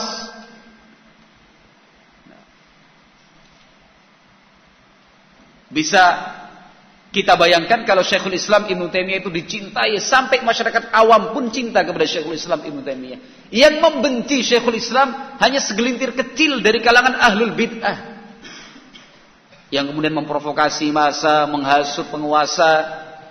Akhirnya Syekhul Islam dipenjara berkali-kali, bukan sekali dua kali, berkali-kali, sampai Syekhul Islam Ibnu Taimiyah itu meninggalnya di dalam penjara. Rahimahullah. Anda pernah ada yang dipenjara karena dakwah? Kalau kasus penipuan, pencurian mungkin adalah zaman dulu. Tapi kalau karena ngisi pengajian terus ditangkap, dimasukkan di sel, saya kira nggak ada. Jadi belum apa-apa kita dengan Syekhul Islam Ibnu Taimiyah rahimahullah. Nah, kelompok-kelompok yang lain tuh iri. Kalau kita kok sedikit. Kalau Ibnu Taimiyah banyak yang hadir. Kalau zaman sekarang, barakallahu fikum, itu kurang lebih juga bisa kita rasakan dan kita raba. Nah, contoh misalkan LDII, bencinya kan bukan main kepada Salafi, iri. Salah satu sebabnya. Kenapa? Jamaahnya dikit-dikit merotoli. Pindah salafi. Itu kan membangkitkan kecemburuan seperti itu. Nah, dia buat fitnah sana, fitnah sini. Kan itu. NU-nya, MU-nya sama juga. Ya kan? Dan itu terucap. Tertulis. Jamaah kita pindah. Jamaah kita pindah. Jamaah kita pindah. Dulu aktif di PKS pindah. Ini kalau dikumpulkan satu-satu ini yang latar belakangnya PKS paling enggak 10 adalah. Mulai dari yang pernah nyoblos sampai yang pernah jadi jurukamnya. Kayak gue apa ya? Bener gak ya? Kurang lebih lah. Ini kan di data mereka pindahi pada ngenti neng salafi, neng mujur al-mansuroh. Sampai akhirnya ada oknum-oknum yang gak senang, buat ulah sana, buat ulah sini sana. Gak senang, kenapa? Jamaahnya diambil bahasa mereka. Kan itu. Dicolong gitu. Loh ada kiainya bilang kayak gitu kok. Kita diem gitu. Wahabi itu nyolong. Gitu. Oh, itu bukan paksaan kok, nyolong gimana? Sudah apa? Sepenuh hati untuk memilih manhaj salaf. Akhirnya iri. Karena iri itu akhirnya sana sini. Nah, Syekhul Islam Ibnu Taimiyah seperti itu juga. Nah, Syekhul Islam itu dicintai masyarakat luas. Ketika kita membaca Syekhul Islam itu dipanggil penguasa, dipenjara berkali-kali sampai meninggal di dalam penjara, itu tidak menunjukkan masyarakat membenci beliau. Apakah bisa dipastikan setiap orang yang dipenjara lalu dibenci masyarakat? Bisa dipastikan? Tidak. Nah, banyak tokoh di penjara tapi dicintai dan disayang masyarakat. Nah, Syekhul Islam Ibnu Taimiyah itu dicintai masyarakat. Buktinya nanti setelah sholat zuhur. Kalau sekarang nanti mau sekarang buktinya. Kalau sekarang buktinya sholat zuhur selesai nih daurahnya nih. Habis zuhur pulang gitu. Kalau mau buktinya nanti setelah sholat zuhur. Biar gak pulang jenengan. Nemenin saya dulu di sini. Saya akan menyampaikan bukti bahwa Syekhul Islam Ibnu Taimiyah itu dicintai oleh kaum muslimin dan cintanya banget. Cintanya banget. Bukan 1, 2, 3. Jutaan orang mencintai Syekhul Islam Ibnu Taimiyah di zaman itu. Sementara yang membenci segelintir orang saja. Itu pun oknum-oknum yang tadi iri, dengki, merasa dirugikan. Karena seperti itu kondisi Syekhul Islam betul-betul dicintai. Nah, baik di kalangan masyarakat sampai di kalangan penguasa. Penguasa di zaman itu hormatnya bukan main kepada Syekhul Islam Ibnu Taimiyah. Betul-betul dihormati oleh para penguasa. Apalagi para panglima-panglima perang, komandan-komandan perang itu cintanya bukan main, hormat benar sama Syekhul Islam. Kenapa? Di saat mereka sedang jatuh mentalnya, pada saat banyak orang kemudian memilih untuk migrasi dan pindah karena faktor serangan pasukan Tatar, Syekhul Islam yang membangkitkan jihad fisabilillah. Tiap hari, tiap malam, tiap saat Syekhul Islam menyampaikan ceramah tentang jihad, ayat-ayat Allah tentang jihad, hadis-hadis Nabi SAW tentang jihad. Nanti insyaallah sedikit akan kita terangkan juga. Nah, yang jelas saya hanya ingin menggambarkan bahwa Syekhul Islam itu adalah sosok yang dicintai masyarakat dan juga disegani serta dihormati oleh penguasa. Tapi karena ada upaya menghasut, nah, dihasut, tidak bisa menghasut yang di daerah Syam. Orang-orang ini langsung melompat ke sultan yang berkedudukan di mana? Di Mesir. Nah, tahun 705 Hijriah sebagai contoh. Tahun 705 Hijriah Syekhul Islam Ibnu Taimiyah rahimahullahu taala dipanggil ke Mesir. Setelah melalui beberapa majelis di Damaskus, di Syam. Nah, dalam diskusi-diskusi itu disaksikan oleh penguasa negeri Syam, Syekhul Islam tidak pernah kalah dalam debat. Hujahnya selalu kuat. Nah, dipanggil ke Mesir oleh Sultan atas dasar laporan dari orang-orang yang hasad tadi. Nah, Sampai di sana mau diadakan diskusi, tapi Syekhul Islam Ibnu Taimiyah rahimahullahu taala menolak untuk diskusi. Kenapa? Karena beliau sudah mendapatkan informasi yang akurat bahwa lawan diskusinya dan pihak penguasa saat itu sejalan. Syekhul Islam Ibnu Taimiyah lebih memilih bersabar. Akibatnya beliau dipenjara sampai tahun 707 Hijriah. Berarti kurang lebih berapa lama? 2 tahun. Dipenjara selama 2 tahun. Nah.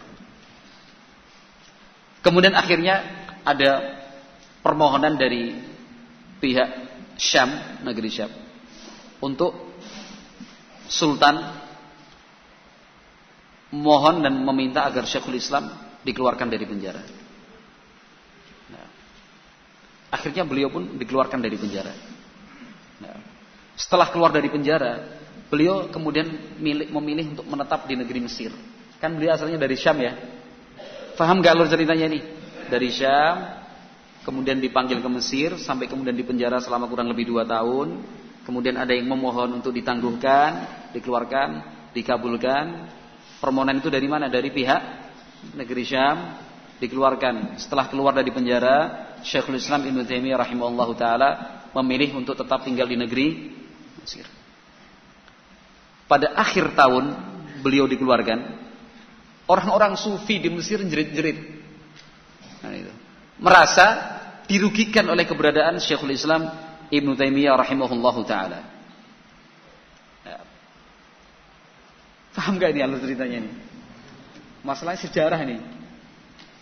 Keluar dari penjara, kan beliau lebih memilih tinggal di mana? Negeri Syam. Tahun berapa itu? 707 Hijriah. Selama di Mesir, beliau kan menyampaikan ilmu, ceramah, mengajarkan agama, menyampaikan Al-Quran, hadits Nabi SAW, menyuarakan kebenaran, memerangi kebatilan. Termasuk yang beliau suarakan adalah memerangi faham-faham sufi. Nah, akhirnya orang-orang sufi marah. Nah, kebakaran kumis, gitu ya. Mereka merasa dirugikan dengan keberadaan Syekhul Islam. Akhirnya mereka lapor kepada penguasa, kepada sultan, menuntut agar sultan menghentikan dakwahnya Syekhul Islam Ibnu Taimiyah karena dianggap meresahkan. Paham ini ya? Kalau nggak paham, saya lanjutkan loh ini. Mau diulangi lagi, es kepriyo maning. Bisanya cuma gitu. Kalau nggak paham, tetap saya lanjutkan pokoknya. Akhirnya pemerintah dalam hal ini penguasa memberi beberapa opsi kepada Syekhul Islam Ibnu Taimiyah. Pertama, jangan tinggal di Mesir. Jangan tinggal di Kairo kalau bahasa kita, di ibu kota Mesir, Qahirah. Tapi kembali ke negeri Syam. Opsi kedua, tidak di Mesir, tidak ke Syam, tapi ke Iskandaria, Alexandria, kota pelabuhan. Ya masih masuk Mesir juga, tapi bukan di ibu kota. Itu opsi yang keberapa? Opsi yang kedua. Opsi yang ketiga, masuk penjara lagi. Milih mana? Jadi ternyata desakan dari tokoh-tokoh sufi ini cukup besar. Tapi ingat, masyarakat muslimin cinta kepada Syekhul Islam Ibnu Taimiyah rahimahullah. Tapi tokoh-tokohnya dia provokator-provokator ini. Akhirnya penguasa ya tidak kuasa juga. Menghadapi desakan dari tokoh-tokoh sufi ini. Lalu diberikanlah berapa opsi tadi? 3. Yang pertama pulang ke Syam, kedua pindah ke Iskandaria, yang ketiga di penjara. Syekhul Islam kira-kira milih yang mana ini? Oh, itu jangan Syekhul Islam lah. Kalau Anda, kalau panjenengan milih yang mana ini? Pulang kampung kan ya? Kalau saya pilih pulang kampung kalau saya. Nggak usah malu-malu mengaku. Tapi Syekhul Islam fakhtaral habsa. Syekhul Islam lebih milih di penjara aja. Lebih memilih di penjara, subhanallah. Tentunya keputusan itu berdasarkan alasan. Ya, berdasarkan alasan. Karena penjara itu Kata Syekhul Islam Ibnu Taimiyah dalam kata-kata yang masyhur, mereka menganggapku di penjara padahal aku dalam surgaku. Kan itu. Karena penjara itu adalah surga bagi Syekhul Islam Ibnu Taimiyah. Mereka pikir aku sempit hidupku, padahal di dalam penjara aku bisa hidup bersenang-senang. Kenapa? Enggak mikirkan dunia luar. Yang ada cuma ibadah, belajar, ngajar, nulis. Di penjara itu Syekhul Islam Ibnu Taimiyah nulis. Di dalam penjara itu Syekhul Islam Ibnu Taimiyah mengajar, sampai Al-Imam Ibnul Qayyim Al-Jauziyah kan rela untuk masuk di penjara juga demi menimba ilmu dari Syekhul Islam Ibnu Taimiyah. Kalau saya di penjara, ada yang mau nemenin enggak? Ya mudah-mudahan enggak di penjara ya. Mudah-mudahan. Akhirnya Syekhul Islam milih untuk di penjara. Tapi murid-muridnya, para pendukung pembelanya minta terus asru an yaqbala adh-dhahaba ila Dimashq. Fa fa'ala nuzulan 'inda raghbatihim wa ilhahihim. Nah. Akhirnya Syekhul Islam Ibnu Taimiyah rahimahullahu taala karena didesak murid-muridnya, teman-teman dekatnya, jangan milih penjara. Udahlah pulang aja ke Damaskus, ke negeri Syam. Terus didesak-desak, akhirnya Syekhul Islam luluh hatinya. Ya udah, pulang ke Syam. Pulang ke Syam. Rombongan itu Syekhul Islam dan murid-muridnya, pengikut-pengikut dan pendereknya ya kan, berangkat dari Qahirah, ibu kota Mesir, kembali ke Syam. Nah, belum sampai ke negeri Syam, utusan dari sultan ngejar dari belakang. Disampaikan bahwasanya penguasa membatalkan 3 opsi tadi. Dan hanya 1 opsinya, penjara. Coba bayangkan, berat gak ujian Syekhul Islam Ibnu Taimiyah ini? Berat sekali. Kalau kita gak harus piye to iki negara kan gitu ya. Wes bebas kok dilebokke meneh. Sudah diputuskan bebas kok ditarik lagi perkaranya, berkasnya. Itu Syekhul Islam Ibnu Taimiyah mengalaminya. Sudah milih, ya udahlah pulang ke Syam. Dan itu. Rombongan pulang ke Syam. Baru di tengah perjalanan sudah utusan sultan ngejar, Pak, mohon maaf Pak, balik. Kenapa? Kudu di penjara sampean. Hah? Iya, balik. Enggak melawan. Syekhul Islam tidak melawan. Seandainya Syekhul Islam mau melawan, jutaan orang di belakang Syekhul Islam bin Taimiyah. Jutaan orang itu di belakang Syekhul Islam bin Taimiyah.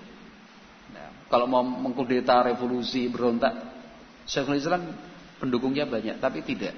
Karena beliau mengajarkan kepada kita untuk sabar terhadap pemerintah. Kan begitu ya.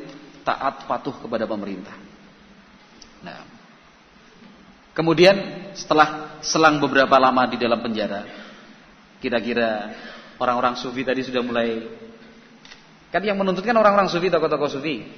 Setelah penguasa ngambil tindakan di penjara, akhirnya sudah kira-kira kondusif, tenang, Syekhul Islam bin Taimiyah dikeluarkan dari penjara. Kembalilah Syekhul Islam Ibnu Taimiyah rahimahullahu taala dalam kegiatan dakwah, mengajarkan kitab Al-Qur'an dan Sunnah Nabi Muhammad sallallahu alaihi wasallam. Beliau mengajarkan akhlak-akhlak yang baik dan seterusnya. Nah, kemudian ikhwati fillah rahimani wa rahimakumullah. Nah, ternyata kelompok-kelompok sufi semakin hari semakin bertambah. Tambah jumlahnya juga, tambah pengikutnya, tambah kuat juga. Nah, dibandingkan sebelumnya. Sementara Syekhul Islam bin Taimiyah tidak berhenti untuk menjelaskan kesesatan-kesesatan kaum sufi. Akhirnya penguasa dihasut lagi. Nah, penguasa dihasut lagi sampai kemudian Syekhul Islam Ibnu Taimiyah rahimallahu taala diasingkan ke Iskandaria. Nah, tidak di penjara, tapi diasingkan ke Iskandaria.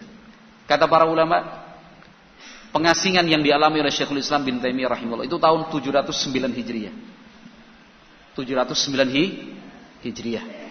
Jadi kalau beliau tadi di penjara tahun berapa? Dari 705 sampai 707, ya kan? Akhir tahun 707, beliau di penjara selama beberapa bulan. Berarti masuk sampai 708 Hijriah. Baru beberapa bulan ngajar sudah diasingkan ke Iskandaria. Tapi para ulama mengatakan ada hikmah besar karena dengan kedatangan Syekhul Islam bin Taimiyah di Iskandariyah, akhirnya penduduk Iskandariyah mereka tersadarkan untuk menuntut ilmu, belajar kepada Syekhul Islam Ibnu Taimiyah rahimahullahu taala. Mereka juga merasakan manfaat dari keberadaan Syekhul Islam Ibnu Taimiyah rahimahullahu taala. Baru 7 bulan di Iskandariyah. Wah, ceritanya memang luar biasa. Sambil lihat menit-menitnya nih, bentar lagi break kan itu. 7 bulan di Iskandariyah. Nah, Syekhul Islam diminta kembali ke Mesir oleh Sultan. Tapi waktu itu Sultan yang menjabat adalah Sultan yang mendukung Syekhul Islam bin Taimiyah. Sudah terjadi pergantian ini. Namanya Sultan Nasir Qalawun. Nah, kekuasaan dan pemerintahan ada di tangan Qalawun. Wastaqarratil umuru baina yadayhi faqad kana min munasiri Ibnu Taimiyah rahimahullah wa 'ada asy-syaikhu ila durusihi al-'amirah fil Qahirah. Nah, akhirnya Syekhul Islam diminta kembali ke Kairo, ibu kota Mesir, setelah 7 bulan di Iskandariyah dalam pengasingan. Karena didukung oleh penguasa waktu itu, Syekhul Islam bin Taimiyah kembali melakukan aktivitas dakwah. Nah, ternyata tidak berhenti sampai di situ. Nah, Syekhul Islam Ibnu Taimiyah rahimahullahu taala kembali lagi. Nah, jadi objek hasad dan hasud orang-orang yang tidak suka kepada Syekhul Islam bin Taimiyah, akhirnya menghasut penguasa. Dinyatakan bahwasanya Syekhul Islam bin Taimiyah itu mempunyai pendapat-pendapat yang bertentangan, pendapat-pendapatnya aneh. Nah, beliau diminta untuk berhenti, tidak berfatwa. Nah, tetapi beliau tetap berfatwa terus sampai kemudian dipenjara.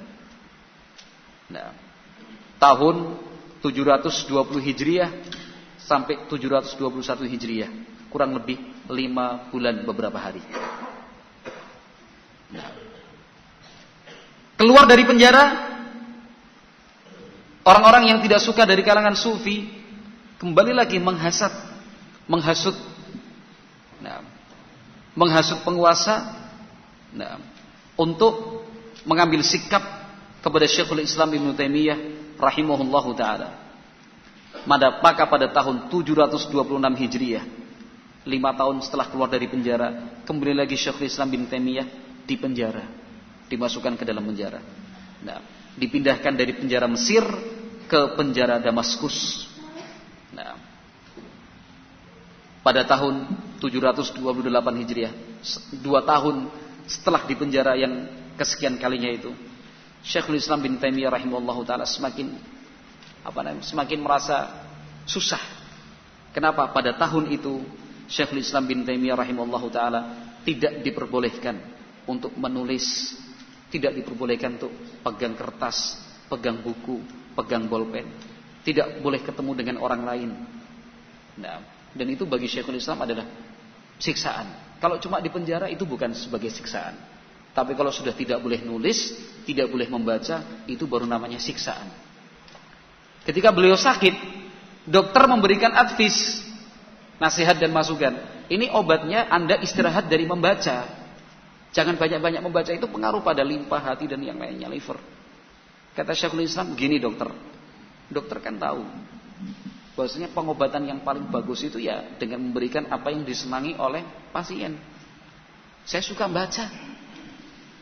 Nah, akhirnya dokter nggak bisa bilang apa-apa, terus baca.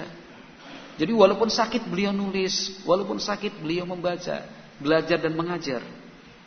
Ketika itu betul-betul tidak boleh, disitulah. Nah, Syekhul Islam bin Taimiyah rahimahullahu taala merasa susah, merasa sempit, hingga akhirnya meninggal pada bulan Dzulqa'dah tahun 728 Hijriah. Berarti usia beliau berapa? 661 sampai 728. 728 dikurangi 661. Berapa, Mas? Sudah dihitung kayaknya. Berapa Pak Abdul Aziz? 67. Yakin ya? 28 661 9 39 ya. 39 tambah 28 67 ya, benar. Betul enggak? Nah, dan beliau ketika meninggal dunia belum sempat menikah. Belum sempat menikah.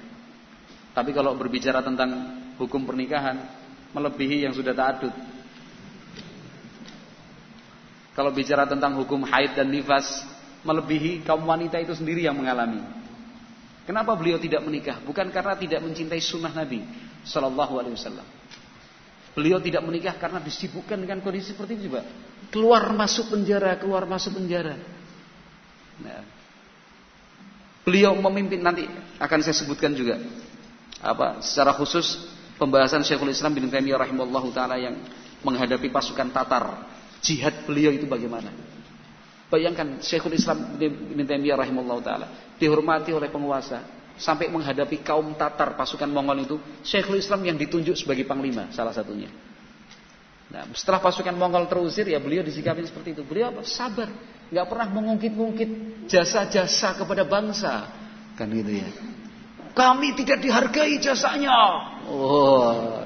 Kami sudah berkiprah sejak 20 tahun yang lalu. Seperti ini penghargaan bangsa kepada kami. Jadi mengungkit-ungkit jasa Syekhul Islam bin Taimiyah, jasanya luar biasa. Bukan hanya menjadi sebab wilayah kaum muslimin selamat dan terbebas dari cengkraman kaum Tatar, bahkan daratan Eropa pun menjadi selamat dengan salah satu sebabnya Syekhul Islam bin Taimiyah rahimahullahu taala. Nah, beliau tidak pernah kok kemudian menyampaikan kepada sultan, kepada penguasa Syam, panglima perang, jenderal-jenderalnya, kamu dulu yang bantu kamu perang siapa? Gue. Kan itu. Enggak ada politik balas budi, kemudian enggak ada itu semua. Syekhul Islam bin Taimiyah sabar. Nah, karena itu beliau, kenapa? Karena beliau menjalani itu sebagai sebuah kewajiban ibadah kepada Allah Subhanahu wa taala, tidak pernah mengungkit jasa-jasa. Yang paling menyedihkan kalau ada mungkin kita naudzubillah merasa punya jasa dalam dakwah, ikut merintis, ya kan? Ikut banting tulang, nyari sana nyari sini, sampai melek begadang, rapat sana rapid sini. Kemudian sekarang saya disikapin seperti ini, dasar tidak tahu balas budi. Lah Anda beribadah, Anda berdakwah itu ingin mendapatkan balasan dari manusia atau ingin mendapatkan ridha dari Allah Subhanahu wa taala? Syekhul Islam bin Taimiyah rahimahullahu taala, kepada penguasa yang pernah ditolong, kepada para pemimpin pasukan jenderal dan komandan yang pernah dibantu dan disokong, beliau tidak pernah sekalipun mengungkapkan satu patah kata, bahkan satu huruf pun mengungkit-ungkit kebaikan dan jasa-jasanya kepada negara dan umat. Nah, maka mereka yang merasa tidak dihargai oleh manusia, merasa tidak dihargai oleh negara, itu karena tidak belajar tentang konsep keikhlasan di dalam Islam. Sehingga yang ada hanya berisikan kecewa, sakit hati, yang tentunya itu akan membatalkan kebaikan-kebaikan yang sudah dia lakukan. Ya ayyuhalladzina amanu la tubtilu shadaqatikum bil manni wal adza. Wahai orang-orang yang beriman, janganlah kalian batalkan sedekah yang sudah kalian berikan dengan mengungkit-ungkitnya ulang atau dengan kata-kata atau ucapan perbuatan yang menyakitkan. Jangan. Sudahlah. Amal ibadah kita itu yang menghisab adalah Allah Subhanahu wa taala. Syekhul Islam Ibnu Taimiyah rahimahullahu taala akhirnya meninggal dunia pada tahun 728 Hijriah pada bulan Dzulqa'dah, malam Senin tanggal yang ke-20. Sekali lagi, beliau tidak menikah karena kondisinya seperti itu. Nah, kondisinya pulang balik masuk penjara. Dari kecil kan sudah migrasi ya kan? Terusir dari kampung halamannya. Kemudian saat usia remaja sibuk ngaji, sibuk thalabul ilmi, ya kan? Setelah thalabul ilmi, ternyata kondisi mengharuskan beliau bangkit untuk menghadapi pasukan Tatar, pasukan Salibis. Kan begitu. Setelah pasukan Tatar terusir, pasukan Salibis bisa terusir, daerah-daerah negeri Syam kembali lagi kepada pangkuan kaum muslimin. Syekhul Islam mulai berdakwah, yang dihadapi adalah firqah-firqah sesat. Yang kemudian masuk penjara, keluar penjara, masuk lagi, keluar lagi, sampai meninggal dunia. Bisa dimaklumi kalau Syekhul Islam tidak menikah? Bisa. Jasanya luar biasa. Nah, kepada Islam dan kaum muslimin. Bukan karena tidak ingin menikah, bukan karena membenci sunnah Nabi Sallallahu Alaihi Wasallam. Karena beliau lebih mendahulukan Islam, lebih mendahulukan dakwah, lebih mendahulukan ilmu, lebih memilih untuk berjihad fi sabilillah. di jalan Allah Subhanahu wa taala. Ya berbeda terbaliklah dengan saya kan gitu misalkan. Lebih milih nikah kan gitu. Saya ngaji masih banyak. Yang berjihad ustaz-ustaz baiklah. Yang dakwah kan ada pengurusnya. Kan gitu. Ya cara berpikir dan cara timbang kita saja yang berbeda. Wallahu a'lam bishawab. Cukup dulu ya. Betul kan ya? Insyaallah. Jadi nanti setelah zuhur kita langsung mulai. Saya akan menyampaikan tentang apa yang dilakukan oleh Syekhul Islam Ibnu Taimiyah rahimahullahu taala ketika menghadapi pasukan Tatar ya. Ketika menghadapi pasukan Tatar, kemudian bukti bahwa Syekhul Islam Ibnu Taimiyah rahimahullahu taala betul-betul dicintai dan diterima oleh kaum muslimin secara umum. Wallahu a'lam bishawab. Walhamdulillahirabbil alamin. Assalamualaikum warahmatullahi wabarakatuh.